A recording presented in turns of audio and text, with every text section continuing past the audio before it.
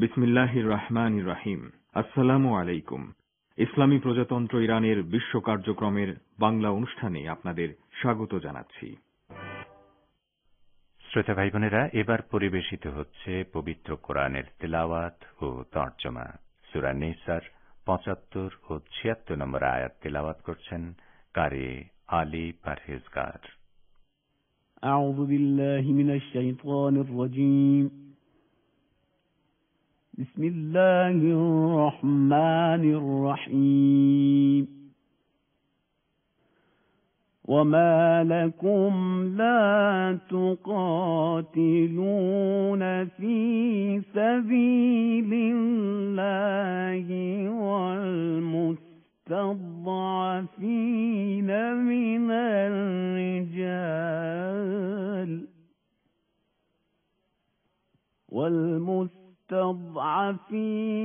من الرجال والنساء والولدان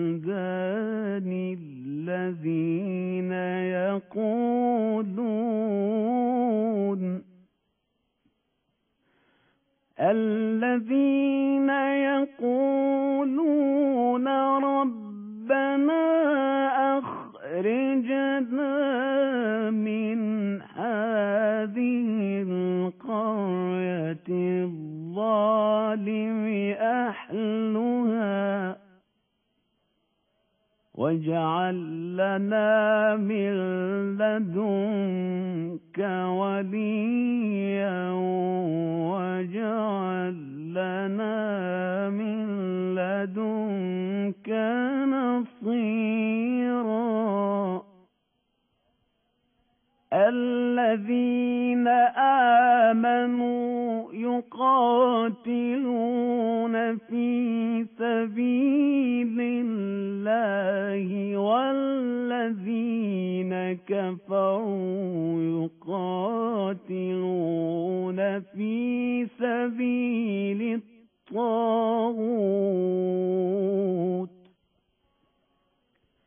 فقاتلوا أولياء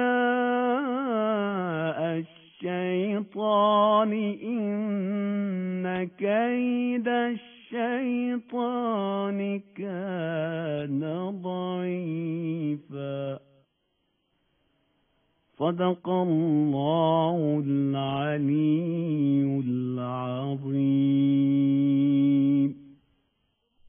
বিসমিল্লাহির রহমানির রহিম। তোমাদের কি হয়েছে যে তোমরা আল্লাহর পথে এবং অসহায় নরনারী ও শিশুদের জন্য সংগ্রাম করবে না, যারা দুর্বলতার কারণে নির্যাতিত হচ্ছে? তারা ফরিয়াদ করছে, হে আমাদের রব, অত্যাচারীদের এই জনপদ থেকে আমাদের বের করে নিয়ে যাও এবং তোমার পক্ষ থেকে কাউকে আমাদের বন্ধু, অভিভাবক ও সাহায্যকারী তৈরি করে দাও, যারা ঈমানের পথ অবলম্বন করেছে, তারা আল্লাহর পথে সংগ্রাম করে, এবং যারা অবিশ্বাসী তারা তাগুতের পথে সংগ্রাম করে। সুতরাং শয়তানের সহযোগীদের সাথে সংগ্রাম করো এবং নিশ্চিত জেনে রাখো, শয়তানের কৌশল আসলে নিতান্তই দুর্বল। সাদাকাল্লাহুল আলিয়্যুল আযীম। শ্রোতা বন্ধুরা, অর্থসহ পবিত্র কোরআনের তিলাওয়াত শুনলেন। আজ বুধবার, আজ রোববার ৩১ জানুয়ারি, ১৭ মাঘ এবং ফার্সি ১২ বাহমান। রেডিও তেহরানের সান্ধ্য অধিবেশনের বাংলা অনুষ্ঠানে আপনাদের সবাইকে স্বাগত জানাচ্ছি। আমি গাজী আব্দুর রশিদ। এই অনুষ্ঠান প্রচারিত হচ্ছে বাংলাদেশ ও ভারতে শর্টওয়েভ ৪৯ মিটার ব্যান্ডে এবং সৌদি আরবে শোনা যাচ্ছে শর্টওয়েভ ৩১ মিটার ব্যান্ডে। ইন্টারনেটে আমাদের অনুষ্ঠান শুনতে এবং ওয়েবসাইট ভিজিট করতে লগ ইন করুন এই ঠিকানায় parstoday.com/bn। এবারে আজকের অনুষ্ঠান সূচি জানিয়ে দিচ্ছি। শুরুতেই থাকছে আমাদের লাইভ স্টুডিও থেকে সরাসরি বিশ্ব সংবাদ। এতে থাকবে ঢাকা ও কলকাতা থেকে আমাদের সংবাদদাতাদের পাঠানো দুটি বার্তা। এরপর সংবাদ ভাষ্যের অনুষ্ঠান দৃষ্টিপাতের প্রথমে শুনবেন সৌদি আরব ও সংযুক্ত আরব আমিরাতের কাছে অস্ত্র বিক্রি না করার সিদ্ধান্ত জানিয়েছে ইতালি সরকার। ইতালির এই সিদ্ধান্তকে স্বাগত জানিয়েছে ইয়েমেনের জনপ্রিয় হুতি আনসারুল্লাহ আন্দোলন।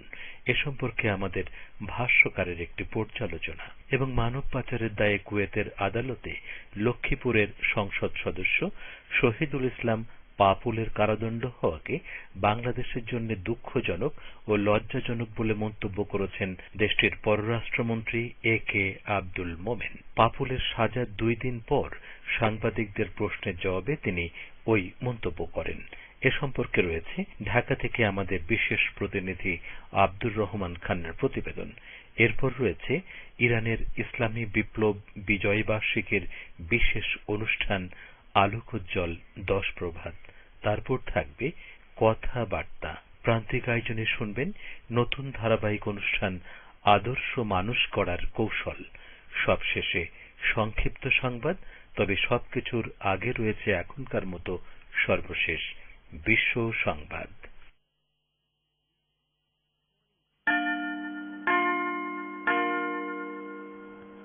রেডিও তেহরান, শুরু হচ্ছে বিশ্ব সংবাদ।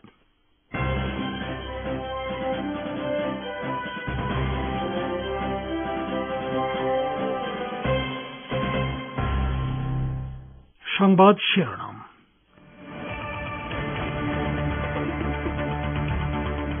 ইরানে আজ থেকে শুরু হচ্ছে ইসলামী বিপ্লবের বিজয় বার্ষিকীর 10 দিন ব্যাপী অনুষ্ঠানমালা। ইমাম খোমেনি রহমতুল্লাহ আলাইহির মাজার জিয়ারত করলেন সর্বোচ্চ নেতা।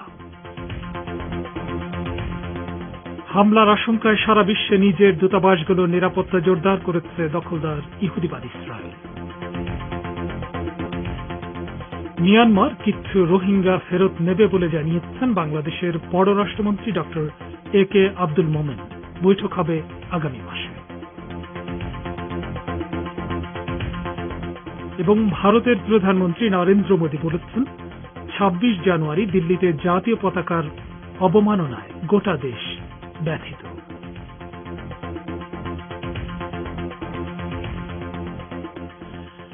আসসালামু আলাইকুম শ্রোতা বন্ধুরা, সংবাদ শিরোনাম শুনলেন। এবার বিস্তারিত বিশ্ব সংবাদে আমন্ত্রণ জানাচ্ছে আমি সোহেল আহমেদ। সারা ইরানে আজ থেকে শুরু হয়েছে ইসলামী বিপ্লবের বিজয় বার্ষিকীর 10 দিন ব্যাপী অনুষ্ঠানমালা। এ উপলক্ষে ইরানের সর্বোচ্চ নেতা আয়াতুল্লাহ উজমা খামেনি আজ বিপ্লবের রূপকার ইমাম খোমেনি রহমতুল্লাহ আলাইহির মাজার জিয়ারত করেছেন। সেখানে তিনি কোরআন তেলাওয়াত ও দোয়া করেন।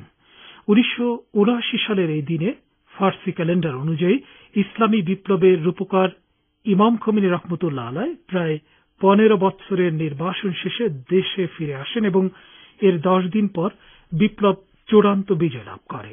এই 10 দিনকে ইরানে আলোকোজ্জ্বল 10 প্রভাব নামে অভিহিত করা হয়। ইসলামী বিপ্লবের বিজয়ের মাধ্যমে ইরানের মাটি থেকে চিরতরে মুছে যায় 2500 বছরের রাজতান্ত্রিক শাসন ব্যবস্থা। উৎখাত হয় আমেরিকার পদলেখী রেজা শাহ সরকার। ইমাম খোমেনি রহমতুল্লাহ আলাইহির স্বদেশ প্রত্যাবর্তন দিবস উপলক্ষে আজ সকাল থেকে আলোকোজ্জ্বল 10 প্রভাতের অনুষ্ঠানমালা শুরু হয়েছে।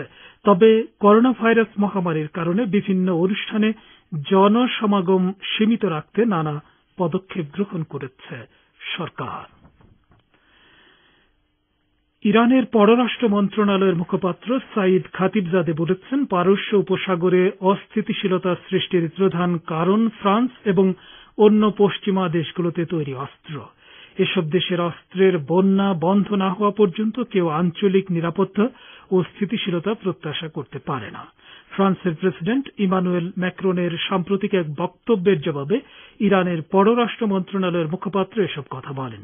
গত শুক্রবার সৌদি আরবের রাষ্ট্রীয় টেলিভিশন চ্যানেল আল আরাবিয়াকে দেয়া এক সাক্ষাৎকারে ফরাসি প্রেসিডেন্ট বলেন, ইরানের সঙ্গে পরমাণু সমঝোতা নিয়ে নতুন করে আলোচনা হতে গেলে তাতে অবশ্যই জাতিসংঘ নিরাপত্তা পরিষদের স্থায়ী 5 দেশ এবং জার্মানি অংশগ্রহণ করবে। এর পাশাপাশি সৌদি আরবের মতো ফ্রান্সের আঞ্চলিক মিত্রদের রাখতে হবে। ম্যাক্রন আরো বলেন, নতুন যে কোনো আলোচনা অত্যন্ত কঠোর হতে হবে। ম্যাক্রনের বক্তব্যের জবাবে সাইদ খাতিবজাদে বলেন, পরমাণু সমঝোতা হচ্ছে বহু পক্ষের অংশগ্রহণের সই হওয়া একটি আন্তর্জাতিক চুক্তি, যা জাতিসংঘ নিরাপত্তা পরিষদে 2231 নম্বর প্রস্তাবের মাধ্যমে অনুমোদিত হয়েছে। এটি কোনোভাবেই নতুন করে আলোচনার বিষয় হতে পারে না এবং এর কোনো ধারা উপধারাও পরিবর্তিত হবে না।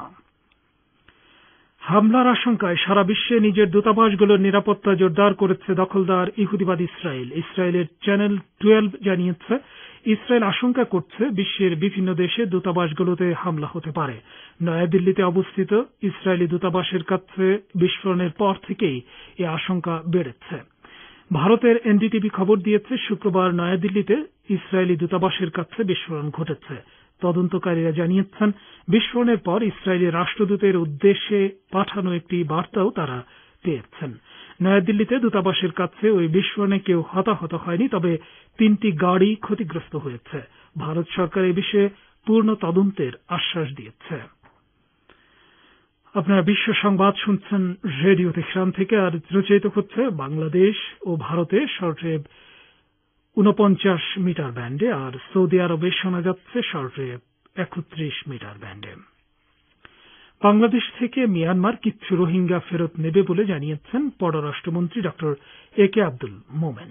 তিনি বলেছেন, বাংলাদেশ মিয়ানমারের মধ্যে ডিজি লেভেলের বৈঠক হতে যাচ্ছে আগামী মাসে। এ সম্পর্কে বিস্তারিত শুনুন আশরাফুর রহমানের ডেস্ক রিপোর্টে। বাংলাদেশ থেকে মিয়ানমার কিছু রোহিঙ্গা ফেরত নেবে বলে জানিয়েছেন পররাষ্ট্রমন্ত্রী ডক্টর একে আব্দুল মোমেন। তিনি বলেন, আগামী ফেব্রুয়ারিতে বাংলাদেশ মিয়ানমারের মধ্যে ডিজি লেভেলের বৈঠক হবে, আর কিছু রোহিঙ্গা ফেরত নেবে মিয়ানমার। আজ রাজধানীতে এক অনুষ্ঠান শেষে সাংবাদিকদের এক প্রশ্নের জবাবে তিনি এসব কথা বলেন।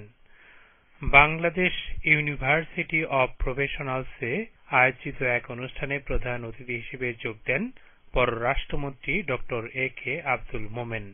তিনি বলেন, মিয়ানমারের সঙ্গে সচিব পর্যায়ের বৈঠক হয়েছে।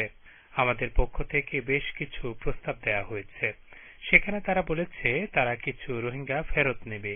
আমরা তাদের ইতোমধ্যেই 8 লাখের বেশি একটি তালিকা দিয়েছি। তারা মাত্র 42,000 ভেরিফাই করেছে। আর আগামী ফেব্রুয়ারিতে বাংলাদেশ মিয়ানমারের মধ্যে ডিজি লেভেলের বৈঠক হবে, সেখানে এ নিয়ে বিস্তারিত আলোচনা হবে। আমরা চাই রোহিঙ্গা প্রত্যাবাসন প্রক্রিয়া শুরু হোক।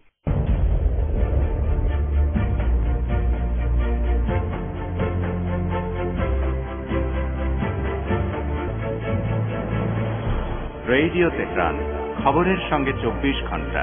ভিজিট করুন আমাদের ওয়েব পেজ farstoday.com/bn।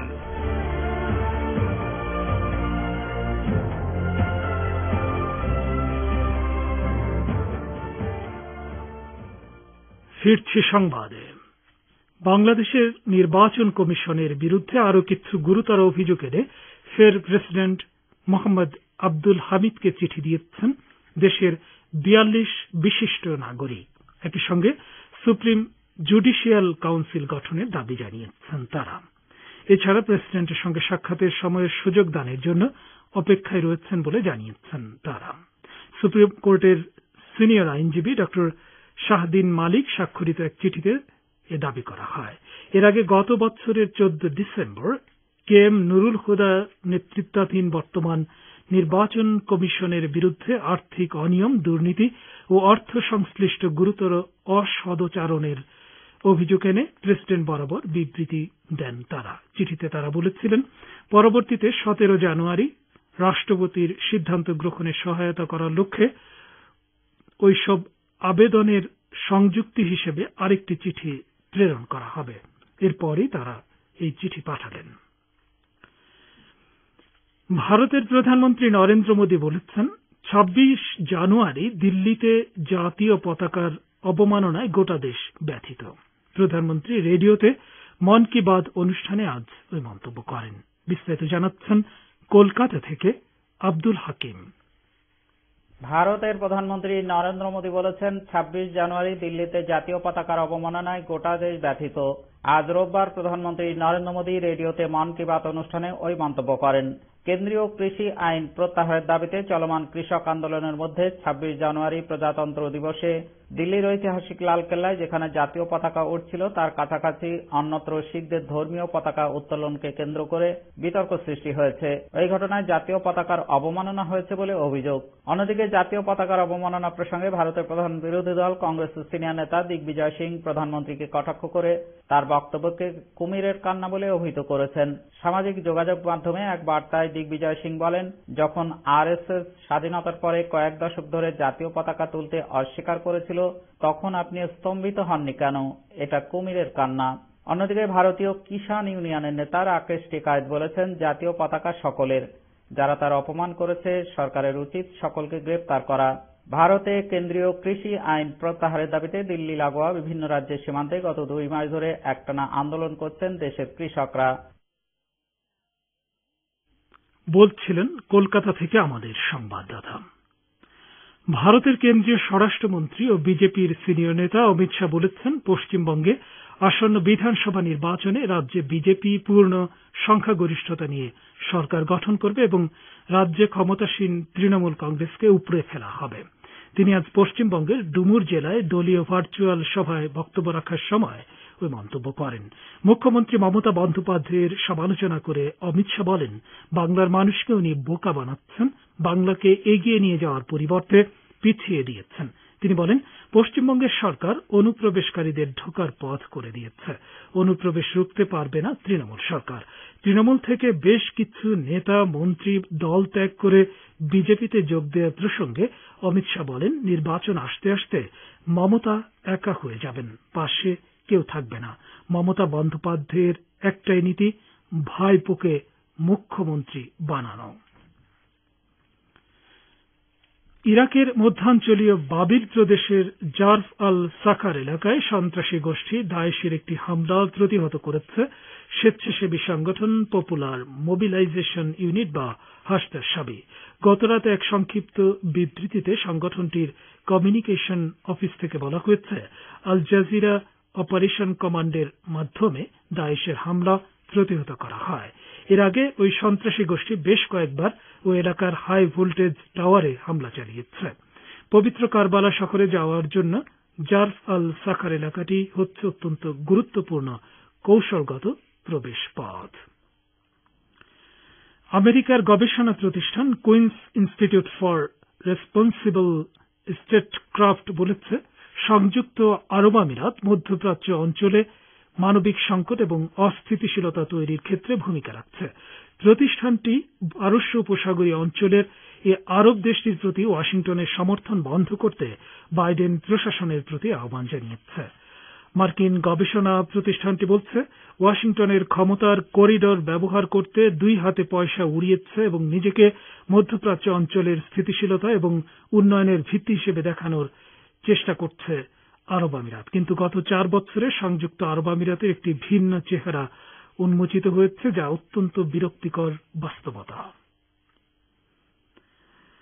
আমেরিকার কংগ্রেশনাল রিসার্চ সার্ভিস বা সিআরএস এর মধ্যপ্রাচ্য বিষয়ক বিশ্লেষক কেনেথ কাজম্যান বলেছেন, ইসলামী প্রজাতন্ত্র ইরানকে অর্থনৈতিক লেনদেনের পূর্ণ স্বাধীনতা না দেওয়া পর্যন্ত পরমাণু সমঝোতার সমস্ত প্রতিশ্রুতি মানতে রাজি হবে না তেহরান। ব্যাংকিং, তেল বিক্রি এবং তেলজাত পণ্যের উপর থেকে নিষেধাজ্ঞা প্রত্যাহারকে ইরান পূর্বশর্ত হিসেবে উল্লেখ করে আসছে। ইরানের উপর থেকে মার্কিন নিষেধাজ্ঞা প্রত্যাহার ও পরমাণু সমঝোতায় ফিরে আসার জটিলতা প্রসঙ্গে আটলান্টিক কাউন্সিলের এক বৈঠকে কেনেথ কাজম্যান এসব কথা বলেন। তিনি বলেন, যেসব প্রতিষ্ঠানকে সন্ত্রাসবাদের সঙ্গে সম্পর্ক রাখার দায়ে কালো তালিকাভুক্ত করা হয়েছে সেগুলো নিয়ে আলোচনা হবে মূল বিষয়। তিনি সুস্পষ্ট করে বলেন, ইরানের বেশিরভাগ প্রতিষ্ঠানকে সন্ত্রাসবাদের অভিযোগ থেকে মুক্তি দিতে হবে। কেনেথ কাজম্যান বলেন, বিশ্বের বিভিন্ন দেশে ইরানের আটকে পড়া অর্থের পরিমাণ 8 থেকে 9,000 কোটি ডলারে পৌঁছেছে, যার মধ্যে শুধুমাত্র দক্ষিণ কোরিয়াতেই আটকে রয়েছে 700 কোটি ডলার। এ নিয়ে তেহরান ও সিওলের মধ্যে মতভেদ সৃষ্টি হয়েছে। মার্কিন যুক্তরাষ্ট্রের সাবেক প্রেসিডেন্ট ডোনাল্ড ট্রাম্পের পক্ষের 5 আইনজীবী বলেছেন তারা আর ট্রাম্পের পক্ষে লড়বেন না। আইনি কৌশল নিয়ে ট্রাম্পের সঙ্গে মতভেদের কারণে তারা সরে দাঁড়িয়েছেন বলে ধারণা করা হচ্ছে। সিনেটে ট্রাম্পের অভিশংসন বিচার শুরুর প্রাক্কালে তারা এ পদক্ষেপ নিলেন। শ্রোতা বন্ধুরা, বিশ্ব সংবাদে এই ছিল আমাদের সর্বশেষ আয়োজন। সঙ্গে থাকার জন্য প্রত্যেককে অসংখ্য ধন্যবাদ।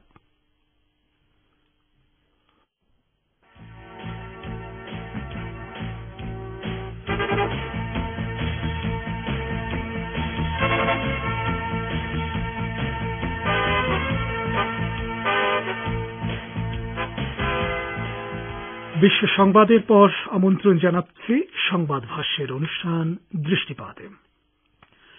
সৌদি আরব ও সংযুক্ত আরব আমিরাতের কাছে অস্ত্র বিক্রি না করার সিদ্ধান্ত জানিয়েছে ইতালি সরকার। ইতালির এই সিদ্ধান্তকে স্বাগত জানিয়েছে ইয়েমেনের জনপ্রিয় হুথি আনসারুল্লাহ আন্দোলন। দৃষ্টিপাতের প্রথমেই এখন শুনুন আমাদের ভাষ্যকারের এ সংক্রান্ত একটি পর্যালোচনা। পড়ে শোনাচ্ছেন সহকর্মী রেজওয়ান হোসেন। বিশ্বব্যাপী করোনা পরিস্থিতিতেও সৌদি আরবের নেতৃত্বাধীন সামরিক জোট ইয়েমেনের বিরুদ্ধে যুদ্ধ ও গণহত্যা অব্যাহত রাখায় আন্তর্জাতিক মানবাধিকার সংগঠনগুলো এর তীব্র প্রতিবাদ জানিয়ে আসছিল। বিশেষ করে ইউরোপের যেসব দেশ সৌদি নেতৃত্বাধীন জোটকে অস্ত্র সরবরাহ করে আসছিল সেসব দেশের উপর মানবাধিকার সংগঠনগুলোর চাপ বজায় ছিল। এরই মধ্যে সৌদি আরব ও সংযুক্ত আরব আমিরাতের কাছে অস্ত্র বিক্রি না করার সিদ্ধান্ত জানিয়েছে ইতালি সরকার। দেশটির সরকার জানিয়েছে তারা সৌদি জোটের কাছে নতুন করে অস্ত্র বিক্রির অনুমতি দেবে না। 2015 সালের 26 মার্চ থেকে ইয়েমেনের বিরুদ্ধে যুদ্ধ শুরু হওয়ার পর থেকে ইউরোপের দেশগুলো সৌদি আরব ও তার মিত্রদের কাছে অস্ত্র বিক্রি করে আসছিল। এছাড়া সামরিক প্রশিক্ষণ দেওয়ার ক্ষেত্রেও ওই দেশগুলোর গুরুত্বপূর্ণ ভূমিকা রয়েছে। এমনকি করোনা পরিস্থিতিতেও যুদ্ধ অব্যাহত থাকায় ইয়েমেনে ভয়াবহ মানবিক বিপর্যয় দেখা দিয়েছে। সেখানে খাদ্য নেই, ওষুধ নেই। এ কারণে ইউরোপের মানবাধিকার সংগঠনগুলো ওই আগ্রাসনে ইউরোপও শরিক হওয়ায় এর সমালোচনা করেছে। এক পরিসংখ্যানে দেখা গেছে সমসাময়িক যুগে ইয়েমেনে সবচেয়ে বড় মানবিক বিপর্যয় ঘটেছে। ব্রিটেন, ফ্রান্স, জার্মানি ও ইতালি সৌদি আরবের গুরুত্বপূর্ণ অস্ত্রের যোগানদাতা। তবে সবচেয়ে বেশি অস্ত্র আমদানি করা হয় যুক্তরাষ্ট্রের কাছ থেকে। 6 বছর অতিক্রান্ত হতে চললেও যুদ্ধ এখনো অব্যাহত রয়েছে। তারপরও ইউরোপীয় সরকারগুলো বিশ্বে শান্তি ও মানবাধিকার রক্ষার দাবিদার। ইউরোপীয় ইউনিয়নের নীতিমালা অনুযায়ী তারা যাদের কাছে অস্ত্র বিক্রি করবে তাদেরকে অবশ্যই মানবাধিকার ও আন্তর্জাতিক আইনের প্রতি শ্রদ্ধাশীল হতে হবে এবং আঞ্চলিক নিরাপত্তা ও স্থিতিশীলতা বজায় রাখতে হবে। তাই আগ্রাসী সৌদি আরবের কাছে তাদের অস্ত্র বিক্রি দ্বিমুখী নীতির পরিচয় বহন করে। ব্রিটেনের সংসদ সদস্য জাহারা সুলতানে এ ব্যাপারে বলেছেন, ব্রিটিশ সরকার শান্তির কথা বলে অথচ তারাই ইয়েমেন যুদ্ধে সৌদি আরবকে সর্বাত্মক সহযোগিতা করছে। যাই হোক, আগ্রাসী সৌদি আরব এবং সংযুক্ত আরব আমিরাতের কাছে ইতালি অস্ত্র বিক্রি করবে না বলে যে সিদ্ধান্ত ঘোষণা করেছে তাকে স্বাগত জানিয়েছে ইয়েমেনের জনপ্রিয় হুথি আনসারুল্লাহ আন্দোলন। পর্যবেক্ষকরা বলছেন, ইতালির অস্ত্র বিক্রি বন্ধের এই সিদ্ধান্ত অবশ্যই ইতিবাচক এবং যুদ্ধ বন্ধে সৌদি আরবের উপর আরও বেশি আন্তর্জাতিক চাপ সৃষ্টি হবে বলে আশা করা হচ্ছে।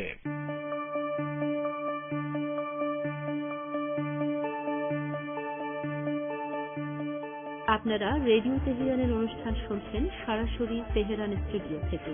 ইন্টারনেটে আমাদের অনুষ্ঠান প্রতিদিন শুনুন এই ঠিকানায় parstoday.com/bn।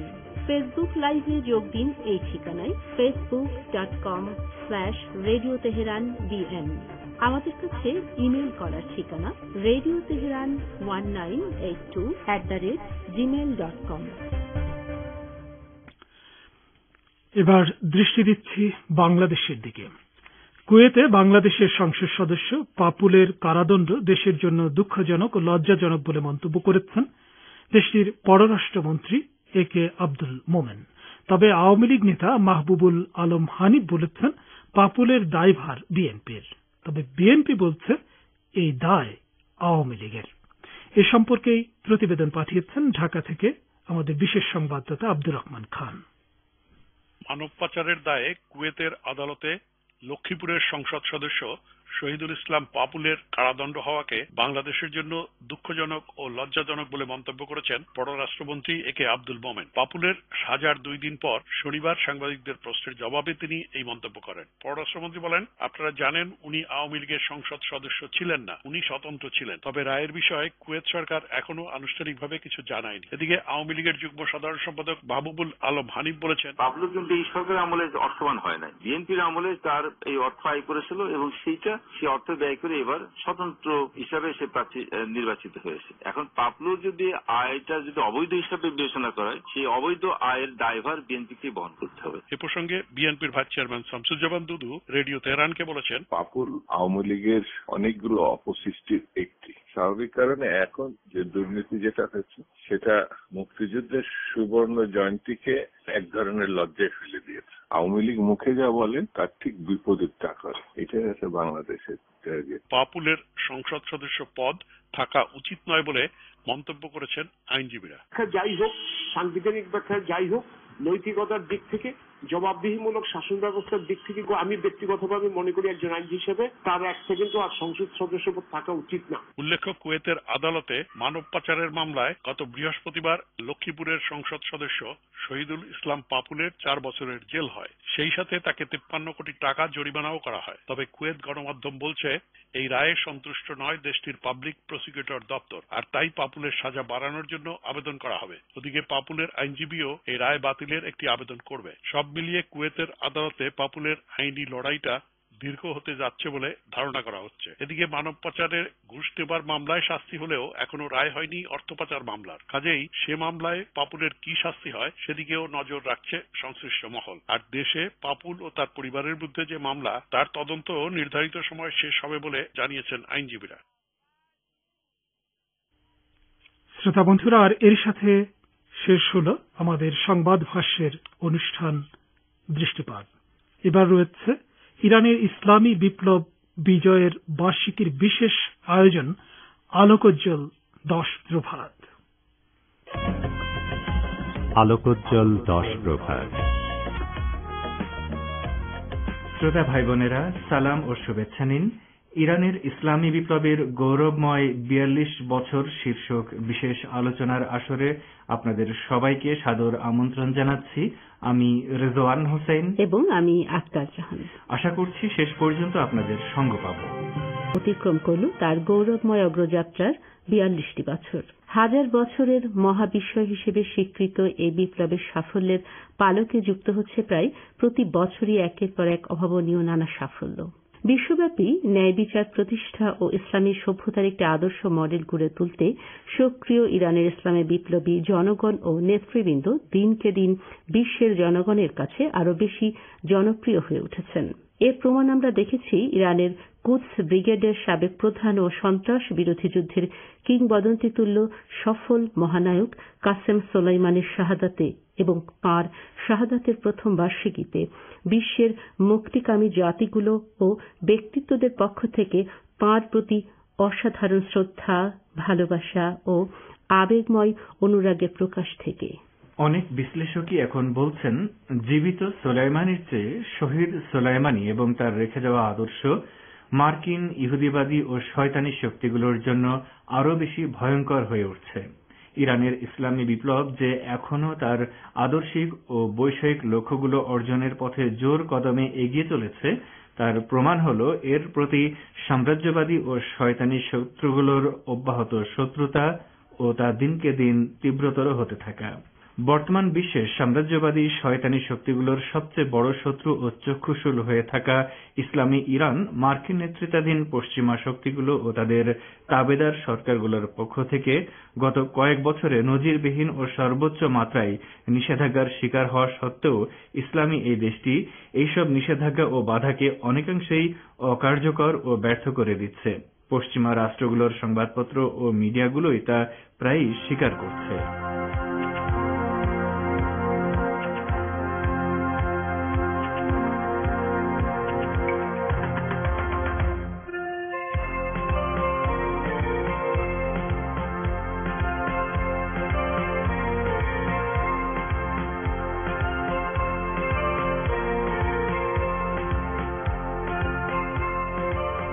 সম্প্রতি মার্কিন ও ইহুদিবাদী চক্র এক জটিল অভিযান চালিয়ে ইরানের শীর্ষস্থানীয় পরমাণু বিজ্ঞানী ও উপ প্রতিরক্ষামন্ত্রী মোহসেন ফাখরিজাদেকে শহীদ করেছে।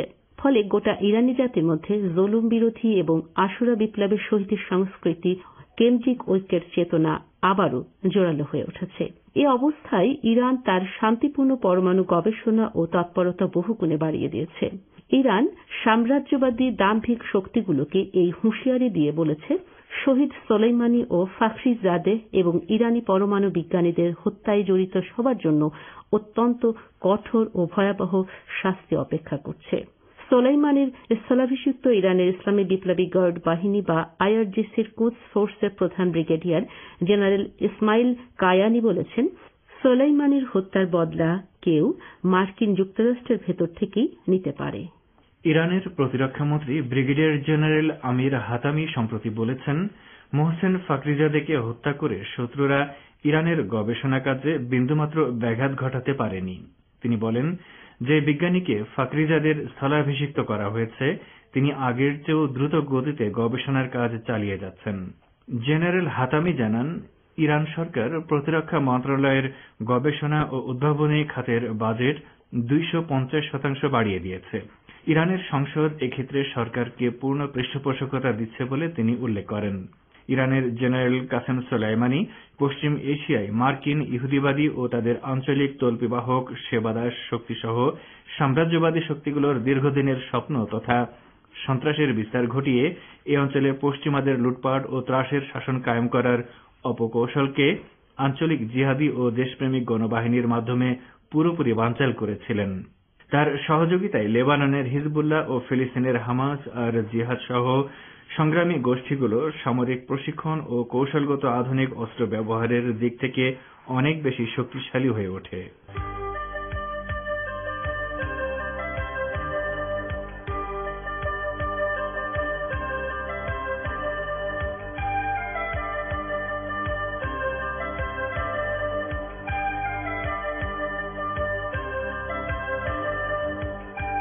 সোলাইমানি তার কূটনৈতিক প্রজ্ঞার মাধ্যমে রাশিয়ার মতো শক্তিকেও আগ্রাসী শক্তির লেজুরদের বিপক্ষে ব্যবহার করতে সক্ষম হয়। আর এসবেরই পেছনে মূল আদর্শিক প্রেরণা হিসেবে কাজ করেছে ইরানের ইসলামী বিপ্লবের মহান আলোকোজ্জ্বল নীতিমালা, যার উৎস হচ্ছে খাঁটি মোহাম্মদী সংগ্রামী ইসলাম, যা আধুনিক যুগে তুলে ধরেছেন ইসলামী জাগরণের কিংবদন্তিতুল্য সফল মহানায়ক মরহুম ইমাম খোমেনি।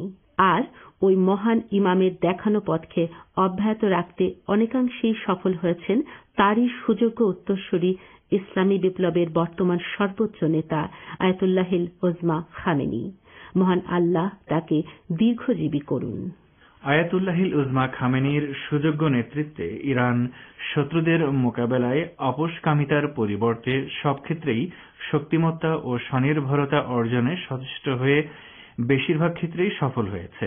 বিশেষ করে সৃষ্টিশীল বৈজ্ঞানিক প্রযুক্তি উদ্ভাবন ও বৈজ্ঞানিক উন্নয়ন ও সামরিক প্রযুক্তি খাতে শ্রেষ্ঠত্ব অর্জনের দিক থেকে অভাবনীয় ও বিস্ময়কর সাফল্য অর্জন করেছে ইসলামী ইরান। অভ্যন্তরীণ ক্ষেত্রে জাতীয় ঐক্য এবং শান্তি ও স্থিতিশীলতা বজায় রাখাও মূলত তার প্রজ্ঞাপূর্ণ নেতৃত্বের কাছে ঋণী। মহানবীর বংশধর ও বিজ্ঞ দূরদর্শী এই মহান নেতার অসাধারণ সাহসিকতার প্রতিফলন ঘটেছে সুলাইমানি হত্যার পরপরই ইরাকে আইনুল আসাদ নামক মার্কিন ঘাঁটিতে ইরানের ক্রুজ ক্ষেপণাস্ত্র হামলার ঘটনায়।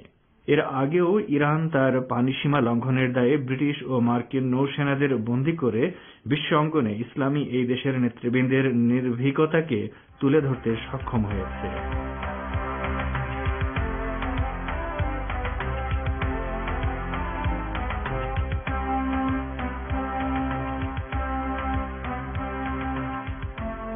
মার্কিন সাম্রাজ্যবাদের অন্যতম প্রধান সহযোগী ব্রিটেন ইরানের একটি তেল ট্যাঙ্কারকে অবৈধভাবে আটক করলে ইরান পারস্য উপসাগরের আইন লঙ্ঘনকারী একটি ব্রিটিশ তেল ট্যাঙ্কারকে আটক করে তার নৌশক্তির অসাধারণ ক্ষমতার প্রমাণ করেছে।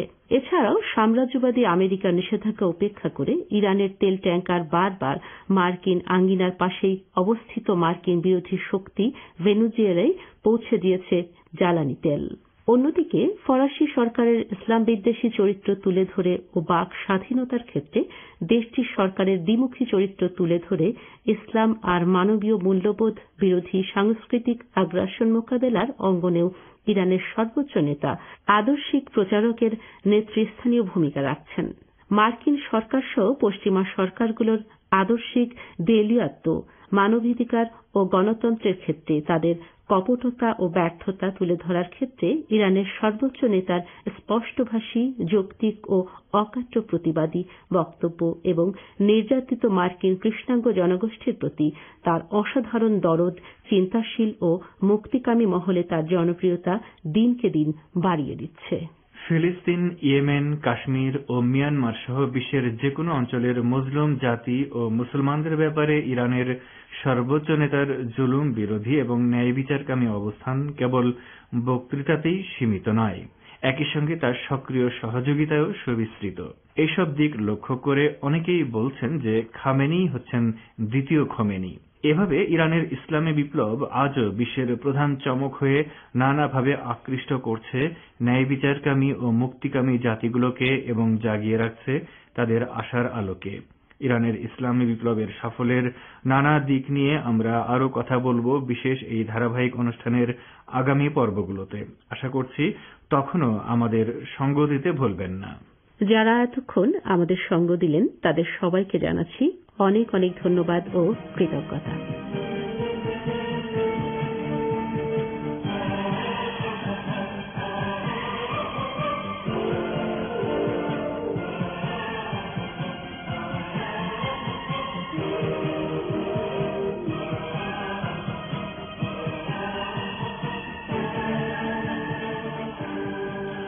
আলোকোজ্জ্বল 10 প্রভাত উপলক্ষে নিয়মিত পরিবেশনাটি শুনলেন।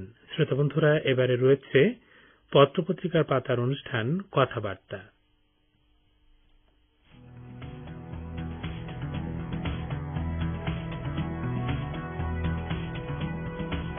কথাবার্তা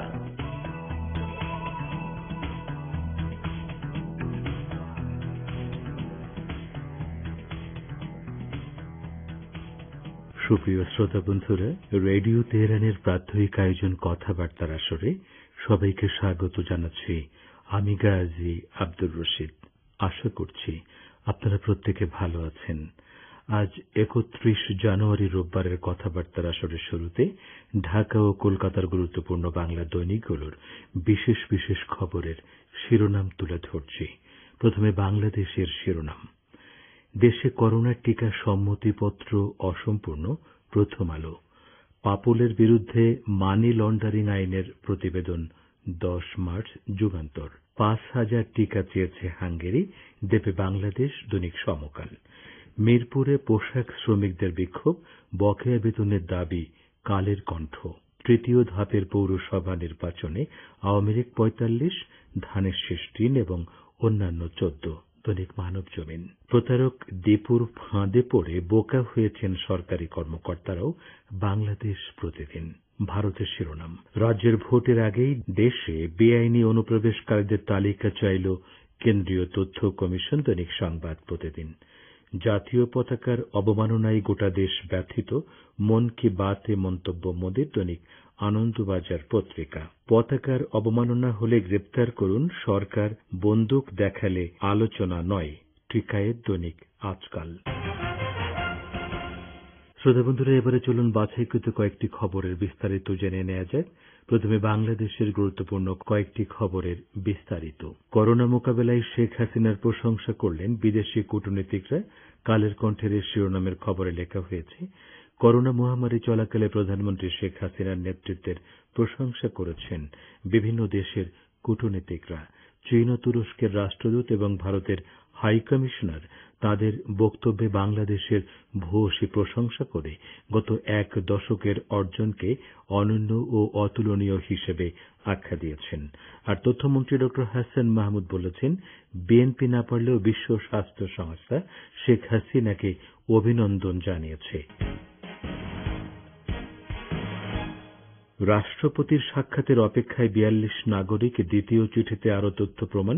দৈনিক প্রথম আলোর শিরোনামের খবরে লেখা হয়েছে, গত 14 ডিসেম্বর সুপ্রিম জুডিশিয়াল কাউন্সিল গঠন করে বর্তমান নির্বাচন কমিশনের বিরুদ্ধে গণমাধ্যমে প্রচারিত আর্থিক অনিয়ম, দুর্নীতি ও অর্থ সংশ্লিষ্ট গুরুতর অসদাচরণ এবং নির্বাচন সংশ্লিষ্ট অনিয়ম ও অন্যান্য গুরুতর অসদাচরণের অভিযোগের তদন্ত করে ব্যবস্থা নিতে দেশের ৪২ জন বিশিষ্ট নাগরিক রাষ্ট্রপতি মোহাম্মদ আব্দুল হামিদকে একটি চিঠি দিয়েছিলেন। কমিশনের বিরুদ্ধে আনা অভিযোগের সপক্ষে অতিরিক্ত কিছু তথ্য দিয়ে আরও একটি চিঠি দিয়েছেন এই নাগরিকরা। 17 জানুয়ারি রাষ্ট্রপতির সিদ্ধান্ত গ্রহণে সহায়তা করার জন্য প্রথম চিঠির মাধ্যমে করা আবেদনের সংযুক্তি হিসেবে এই চিঠি পাঠানো হয়। প্রতারক দীপুর ফাঁদে পড়ে বোকা হয়েছেন সরকারি কর্মকর্তারাও। বাংলাদেশ প্রতিদিনের শিরোনামের খবরে লেখা হয়েছে, আশরাফুল ইসলাম দীপু, বয়স মাত্র 20। এই বয়সেই প্রতারণার মাধ্যমে তিনি বনে গেছেন কোটিপতি। তার প্রতারণার ফাঁদ এমন ছিল যাতে পড়েছেন খোদ সরকারি কর্মকর্তারাও। সাধারণ একজন নাগরিক হয়েও কি করে সরকারি দপ্তরকে ঘোল খাওয়ান। রাষ্ট্রীয় সব উচ্চ পর্যায়ের দপ্তরের নামে ভুয়া প্রজ্ঞাপন বানিয়ে বাগিয়ে নেন কোটি কোটি টাকা। যদিও শেষ পর্যন্ত হাতে হাত করা উঠেছে, তবে সরকারি দপ্তরকে বোকা বানানোর বিষয়টি গুরুত্ব সহকারে তদন্তের পরামর্শ দিয়েছেন সাবেক মন্ত্রিপরিষদ সচিব আলী ইমাম মজুমদার। পুলিশের ফুল দিয়ে অভ্যর্থনা জানানো দেখে মনে হতেই পারে তিনি প্রশাসনের কোনো বড় কর্তা। ভোলা, কিশোরগঞ্জ, সিলেটে সরকারি প্রটোকলে এভাবেই সফর করেছেন 20 বছর বয়সী কোটিপতি ভুয়া কর্মকর্তা দীপু। এমনকি সৌদি সরকারের ডাকে হজও করেছেন। মেজর জেনারেল পদমর্যাদার নিরাপত্তা গোয়েন্দা আর পদায়ন প্রধানমন্ত্রীর কার্যালয়ে। এভাবেই সরকারি সফরের নির্দেশনা পাঠিয়ে বিভিন্ন স্থানে ঘুরে ঘোল খাওয়াতেন খোদ সরকারি লোকজনকে। কিন্তু প্রশ্ন হল, জেলা উপজেলা প্রশাসন দেখভালের দায়িত্ব যাদের কাঁধে, তাদের বোকা বানানো কি এতটাই সহজ? সরকারি প্রাথমিক বিদ্যালয়ে ইংরেজি ভার্সন চালু করা হবে। দৈনিক কালের কণ্ঠের শিরোনামের খবরে লেখা হয়েছে, প্রাথমিক ও গণশিক্ষা প্রতিমন্ত্রী মোহাম্মদ জাকির হোসেন জানিয়েছেন, দেশের প্রতিটি জেলায় একটি করে সরকারি প্রাথমিক বিদ্যালয়ে ইংরেজি ভার্সন চালু করা হবে বলে জানিয়েছেন প্রাথমিক ও গণশিক্ষা প্রতিমন্ত্রী জাকির হোসেন। এজন্য সংশ্লিষ্ট স্কুলে 2 জন আলাদা ইংরেজি শিক্ষক নিয়োগ দেওয়া হবে। আজ রোববার সকালে রাজধানীর ইন্টারকন্টিনেন্টাল হোটেলে একটি অনুষ্ঠান শেষে সাংবাদিকদের এসব তথ্য জানান তিনি। এবার ভারতের কয়েকটি খবরের বিস্তারিত। সাধারণতন্ত্র দিবসে পতাকার অবমাননায় দেশ ব্যথিত, মন কি বাত অনুষ্ঠানে মোদি। দৈনিক আনন্দবাজার পত্রিকার এ খবরে লেখা হয়েছে, বছরের প্রথম মন কি বাত করলেন প্রধানমন্ত্রী মোদি। সেখানে লালকেল্লা কাণ্ড নিয়েও মুখ খুললেন তিনি। বললেন, সাধারণতন্ত্র দিবসে পতাকার অবমাননায় দেশ ব্যথিত। এদিকে দৈনিক আজকাল পত্রিকার শিরোনাম, পতাকার অবমাননা হলে গ্রেপ্তার করুন, সরকার বন্দুক দেখালে আলোচনা নয়, টিকায়েত। বিস্তারিত খবরে লেখা হয়েছে, এবার প্রধানমন্ত্রী নরেন্দ্র মোদীকেই পাল্টা চ্যালেঞ্জ ছুড়ে দিলেন কৃষক নেতা রাকেশ টিকায়েত। রোববারই মন কি বাত অনুষ্ঠানে প্রধানমন্ত্রী বলেন, সাধারণতন্ত্র দিবসে পতাকার অবমাননায় দেশ ব্যথিত। তারপরেই পাল্টা জবাব দিয়ে টিকায়েত বলেন, প্রত্যেক দেশবাসী জাতীয় পতাকাকে ভালোবাসে। যারা জাতীয় পতাকার অবমাননা করেছেন তাদের অবিলম্বে গ্রেপ্তার করুন। কুমিরের কান্নায় সাধারণতন্ত্র দিবসের হিংসা নিয়ে মোদির বক্তব্যকে আক্রমণ কংগ্রেসের। দৈনিক সংবাদ প্রতিদিন পত্রিকার এই খবরে লেখা হয়েছে, রোববার প্রধানমন্ত্রী নরেন্দ্র মোদির মন কি বাতে উঠে এসেছে সাধারণতন্ত্র দিবসের ট্রাক্টর মিছিলে হওয়া হিংসার প্রসঙ্গ। তার কথায়, লালকেল্লার ঘটনায় স্তম্ভিত গোটা দেশ। প্রধানমন্ত্রীর এমন বক্তব্যের প্রতিক্রিয়ায় তাঁকে আক্রমণ করলেন বর্ষীয়ান কংগ্রেস নেতা দিগ্বিজয় সিং। টুইটে প্রধানমন্ত্রীর বক্তব্যকে কুমিরের কান্না বলে কটাক্ষ করতে দেখা গেল তাঁকে। দিগ্বিজয় টুইটে লিখেছেন, যখন আরএসএস স্বাধীনতার পর কয়েক দশক ধরে জাতীয় পতাকা তুলতে অস্বীকার করেছিল, তখন আপনি স্তম্ভিত হননি কেন? এটা কুমিরের কান্না। সেই সঙ্গে তিনি তুলে এনেছেন দীপ সিঁদুর প্রসঙ্গ। তার প্রশ্ন, দীপ সিঁদুর ব্যাপারটা কি হলো মাননীয় প্রধানমন্ত্রী? অন্য কৃষক নেতারা যেখানে অনুমতি পাননি সেখানে উনি কি করে লালকেল্লায় ঢুকবার অনুমতি পেলেন? তো শ্রোতা বন্ধুরা, কথাবার্তার আজকের আসরে এখানেই গুটিয়ে নিচ্ছি। আবারও কথা হবে আগামী আসরে। ততক্ষণ সবাই ভালো ও সুস্থ থাকুন।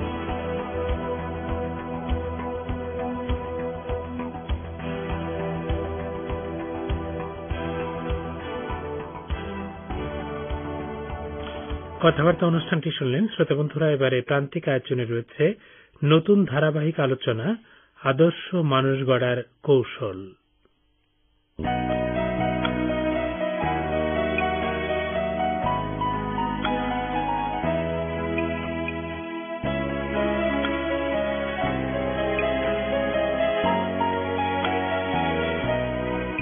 আদর্শ মানুষ গড়ার কৌশল।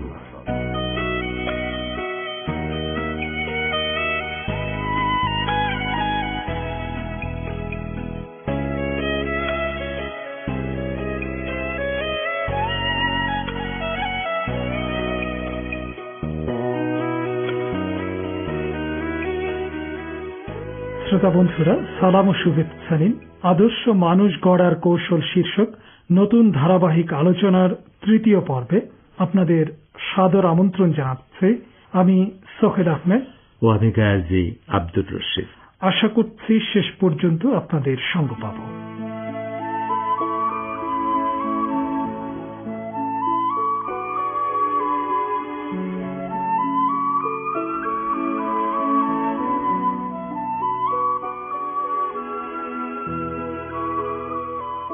মায়ের গর্ভধারণ সন্তান প্রতিপালনের এক গুরুত্বপূর্ণ পর্যায়। মহানবীর বক্তব্য অনুযায়ী মানুষের সৌভাগ্য ও দুর্গতি এ সময়ে নির্দিষ্ট হয়। মহানবী সাল্লাল্লাহু আলাইহি ওয়াসাল্লাম একবার সন্তানের সুশিক্ষা ও প্রশিক্ষণের বিষয়ে বক্তব্য রাখতে গিয়ে বলেছিলেন, সন্তানকে মায়ের গর্ভেই সুশিক্ষিত করো আর মাকে পবিত্র ও হালাল খাবার খাইয়ে তা করো। ইসলাম ধর্ম দারিদ্র্য দূর করতে কাজ করার উপর গুরুত্ব দেওয়ার পাশাপাশি রিজিক যেন হালাল হয় সে ব্যাপারেও ব্যাপক গুরুত্ব দিয়েছে। মহান আল্লাহ পবিত্র কোরআনে সূরা বাকারার 168 নম্বর আয়াতে বলেছেন, হে মানুষেরা, পৃথিবীর হালাল ও পবিত্র বস্তু সামগ্রী খাও আর শয়তানের পদাঙ্ক অনুসরণ করো না, সে নিঃসন্দেহে তোমাদের প্রকাশ্য শত্রু।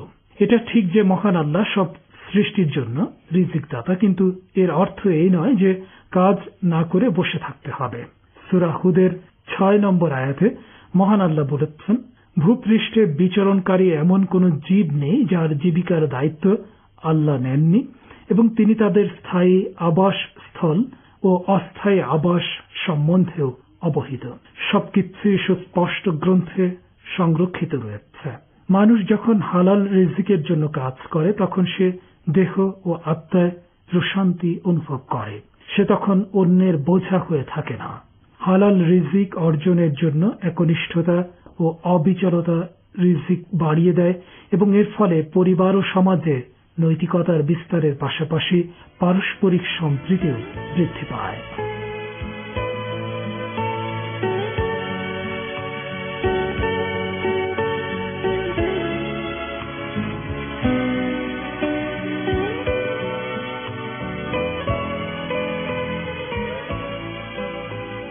ভবিষ্যৎ প্রজন্ম তথা সন্তানকে সৎকর্মশীল ও পবিত্র রাখতে হলে প্রথমত তাকে হালাল রিজিক থেকে হালাল খাবার খাওয়াতে হবে। হারাম খাদ্য খেয়ে বড় হয়ে ওঠা সন্তানরা বড় পাপী হয় বা পাপ প্রবণ হবে, এটাই স্বাভাবিক। হারাম খাদ্য সন্তানের ব্যক্তিত্বে নেতিবাচক প্রভাব ফেলে। এমনকি এসব অপবিত্র ও নিকৃষ্ট খাদ্য সন্তানের ভবিষ্যৎ বংশধরের উপরও নেতিবাচক প্রভাব রাখবে। তাই ভবিষ্যৎ পবিত্র প্রজন্ম অর্জনের জন্য বাবা মা হওয়ার অনেক আগেই, শিশুকে মাতৃস্তন্য পান করানোর অনেক আগেই তার প্রশিক্ষণের প্রক্রিয়ায় পবিত্র সন্তানের প্রত্যাশীকে যথাসম্ভব সব ধরনের পাপ বর্জন করতে হবে। এক্ষেত্রে সবচেয়ে গুরুত্বপূর্ণ পন্থা হল সব ধরনের হারাম খাদ্য, এমনকি সন্দেহজনক খাদ্য খাওয়া থেকেও দূরে থাকা। মাতৃগর্ভে সন্তানের প্রাথমিক অস্তিত্ব লাভ বা জীবনের সূচনা বীর্য স্থাপনের পর থেকেই ঘটে থাকে। এ সময় বাবা মাকে ইবাদত বন্দেগী ও নৈতিক দিক থেকে দায়িত্বশীল হওয়ার ক্ষেত্রে খুব সচেতন হতে হবে। মাতৃগর্ভে শিশুর বয়স যখন 4 মাস, তখন তার মধ্যে রূহ ও আত্মা চলে আসে, তাই সে তার আশপাশের পরিবেশে প্রভাবিত হয়। এ সময়ে মায়ের চলাফেরা, আচার আচরণ, খাদ্য গ্রহণ, পোশাক পরিচ্ছদ, তার প্রতিটি কাজ বা ক্রিয়া প্রতিক্রিয়া, মানসিক অবস্থা, দর্শন ও শ্রবণ এসবই গর্ভস্থ শিশুর প্রশিক্ষণে ভূমিকা রাখে। কোন শিশু নিজ থেকে নিজের জন্য বা বাবা মায়ের জন্য দুর্ভাগ্য নিয়ে আসে এমন ধারণা পুরোটাই ভুল।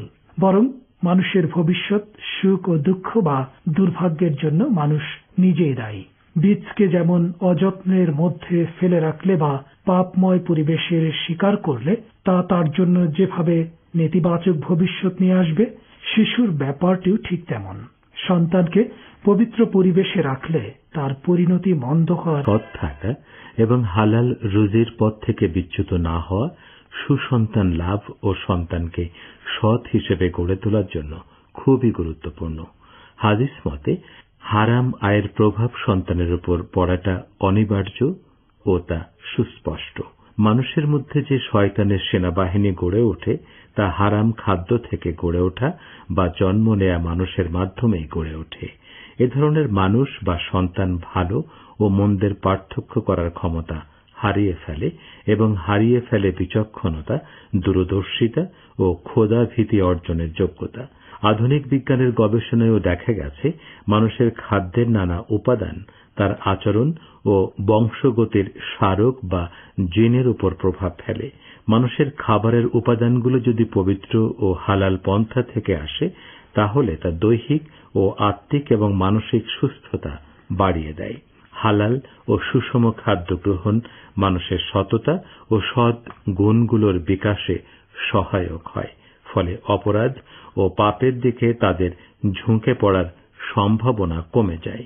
কেউ যদি সন্তান ও স্ত্রীর জন্য নানা ধরনের মজাদার এবং বিচিত্রময় খাবার সংগ্রহ করতে গিয়ে হারাম উপায়ে অর্থ উপার্জন করে, তাহলে তা নিজের জন্য, স্ত্রীর জন্য, সন্তানের জন্য এবং ভবিষ্যৎ প্রজন্মের জন্য অনেক অকল্যাণের উৎসে পরিণত হয়। এই পরিবারের সন্তান ভালো মুসলমান হিসেবে গড়ে উঠবে না, এটাই স্বাভাবিক। অন্যদিকে যে ব্যক্তি সৎ থাকার কারণে নানা ধরনের সুস্বাদু খাদ্য পরিবারের জন্য সংগ্রহ করতে পারল না, সে ঘরের অল্প ও খুব সাদামাটা খাবারের মধ্যে এমন বরকত থাকবে যে সেই ঘর হয়ে উঠবে ভালো মুসলমান সন্তান গড়ে তোলার কেন্দ্র। এমন ঘরের সন্তান নানা ধরনের সুন্দর গুণ ও উন্নত নৈতিক চরিত্রের অধিকারী হবে। পবিত্র ইমামদের বর্ণনা থেকে জানা যায়, মা শিশুকে গর্ভধারণের সময় ও বুকের দুধ পান করানোর সময় যেসব খাবার খেয়েছেন সেসবই সন্তানের শরীর ছাড়াও তাদের মন, মানসিকতা এবং স্বভাব ও চরিত্রের উপরও নানা ধরনের প্রভাব ফেলে। পাপাচার এবং নাপাক ও হারাম খাদ্য গ্রহণ মানুষের অন্তরকে অন্ধকার করে দেয়। তখন ভালো কোনো উপদেশে তার মন গলে না।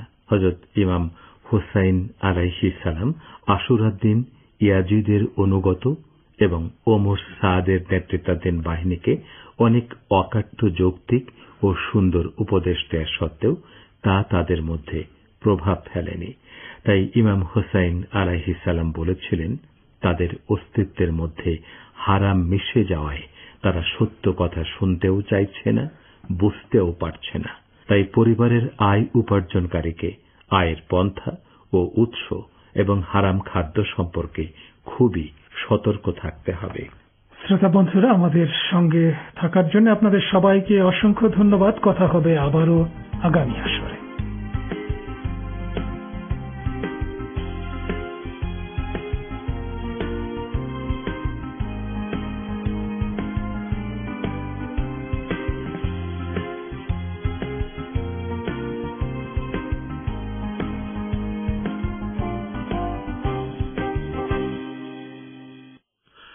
আদর্শ মানুষ গড়ার কৌশল শীর্ষক ধারাবাহিক আলোচনাটি শুনলেন।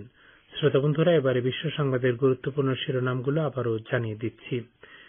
ইরানে আজ থেকে শুরু হয়েছে ইসলামী বিপ্লবের বিজয় বার্ষিকীর 10 দিন ব্যাপী অনুষ্ঠানমালা। ইমাম খোমেনি রহমতুল্লাহ আলাইহির মাজার জিয়ারত করলেন সর্বোচ্চ নেতা। হামলার আশঙ্কায় সারা বিশ্বে নিজের দূতাবাসগুলোর নিরাপত্তা জোরদার করেছে দখলদার ইহুদিবাদী ইসরায়েল। মিয়ানমার কিছু রোহিঙ্গা ফেরত নেবে বলে জানিয়েছেন বাংলাদেশের পররাষ্ট্রমন্ত্রী ডক্টর এ কে আব্দুল মোমেন। বৈঠক হবে আগামী মাসে। ভারতের প্রধানমন্ত্রী নরেন্দ্র মোদী বলেছেন 26 জানুয়ারি দিল্লিতে জাতীয় পতাকার অবমাননায় গোটা দেশ ব্যথিত। শ্রোতা বন্ধুরা, এবারে সবশেষ কয়েকটি খবর। মার্কিন যুক্তরাষ্ট্রের সাবেক প্রেসিডেন্ট ডোনাল্ড ট্রাম্পের পক্ষের 5 আইনজীবী বলেছেন তারা আর ট্রাম্পের পক্ষে লড়বেন না। আইনি কৌশল নিয়ে ট্রাম্পের সঙ্গে মতভেদের কারণে তারা সরে দাঁড়িয়েছেন বলে ধারণা করা হচ্ছে। সিনেটে ট্রাম্পের অভিশংসন বিচার শুরুর প্রাক্কালে তারা এ পদক্ষেপ নিলেন।